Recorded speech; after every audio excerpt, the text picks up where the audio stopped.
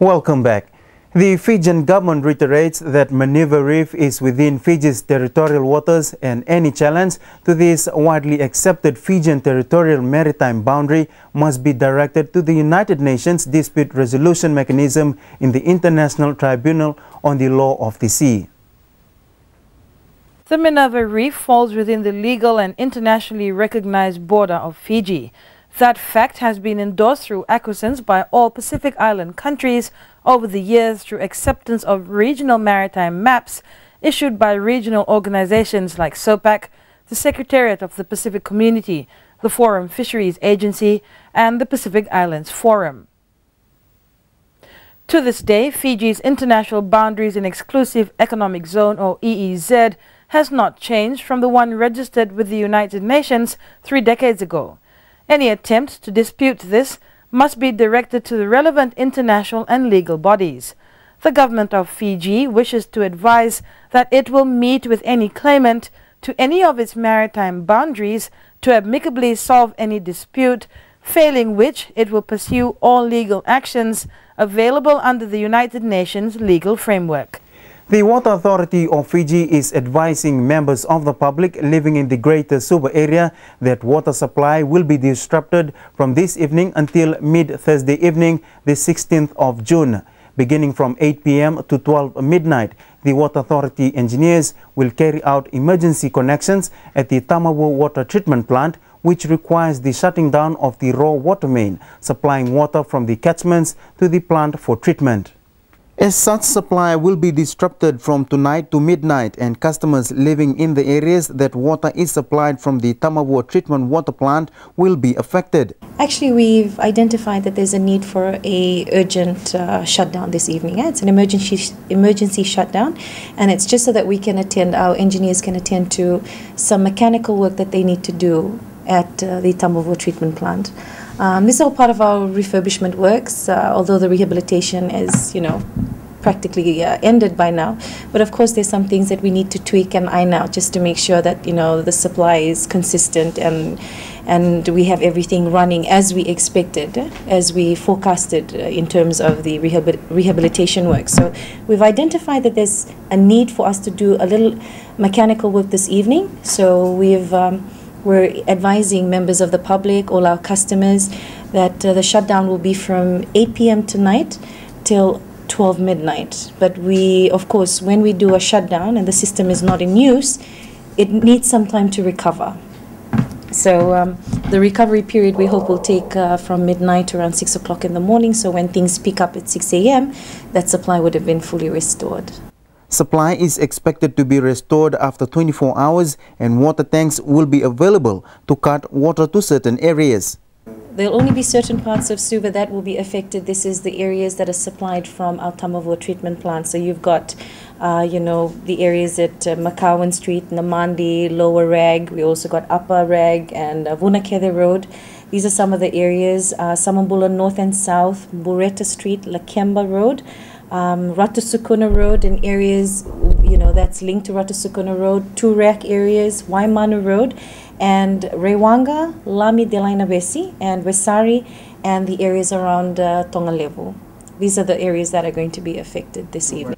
Customers are advised to call the National Call Center on 3346 777 for water cutting assistance.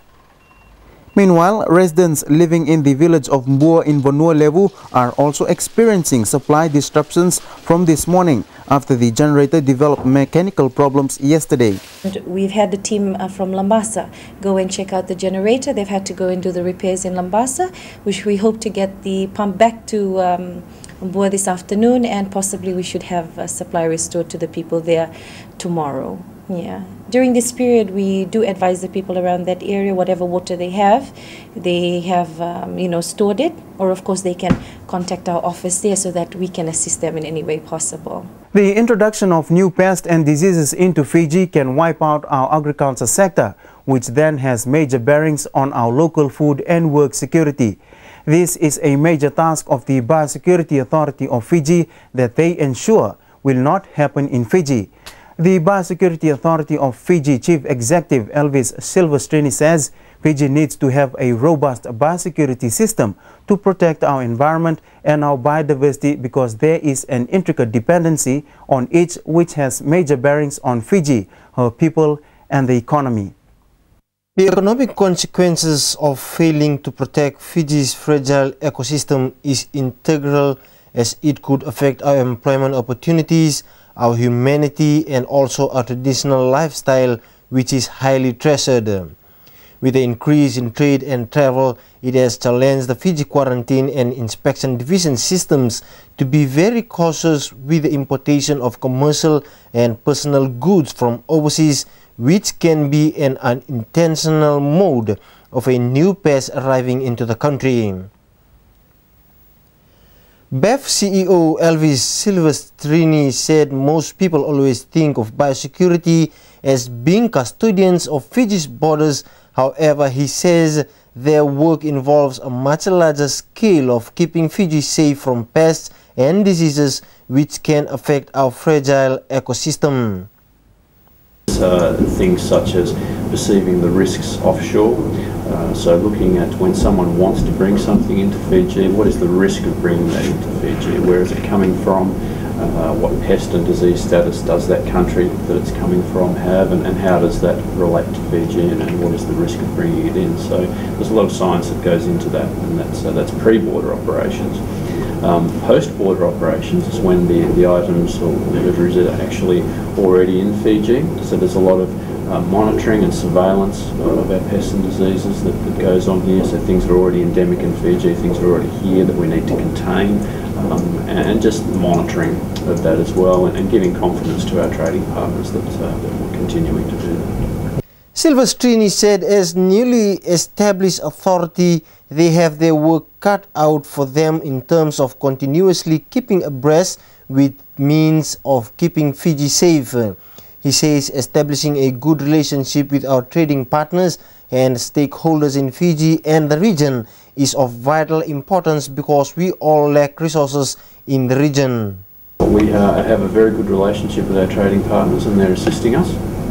And the feedback that we get, we've had visits from various areas that we trade with, and they've been quite pleasantly surprised by the sophistication that we have in our processes and what we're doing. There's always room for improvement, and we would be the first to acknowledge that, but we've been pleased with the feedback that we're getting, and also from our stakeholders as well. It's going very well.